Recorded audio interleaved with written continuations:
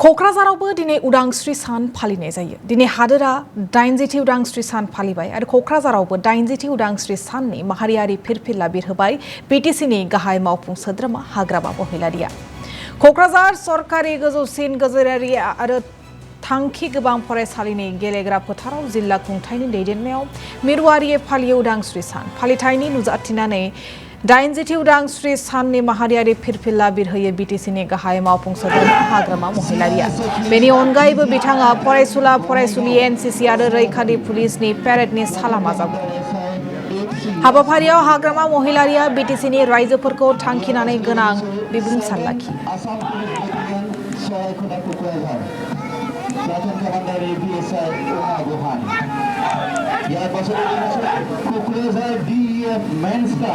Platoon Commander ABSI Rajanikanth Radha.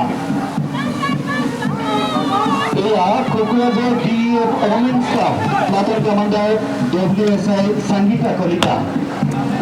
আমি আর পাশে দেখিছো রাষ্ট্র পতাকার প্রতি সম্মান बिफा महात्मा गान्धीनि हिंसा गैयै खान्थिजों दैदेननाय उदांस्रि सोमावसारनायनि उनाव 1947 मायथाइनि 15 आगस्तखालि जोंनि बे हादरा उदांस्रि मोननो हायो।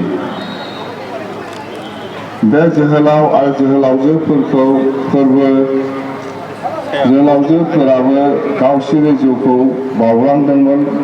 बिथांमोननि गेजेराव जों दिनै मनिराम देवान, कुशल कुबर, पिउली फुकन, रतन कछारी, लेरेला कछारी, भगेश्वर फुकन, सम्बोधन हंला, चिरचिं मोननि मुंखौ मुंख'नो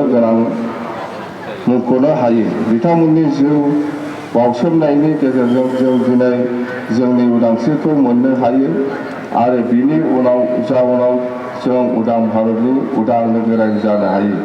दिनैनि बे गोथार सानाव आं बिथांमोनखौ गोसोखाङो आरो सिबिनायजों बावो। आज এই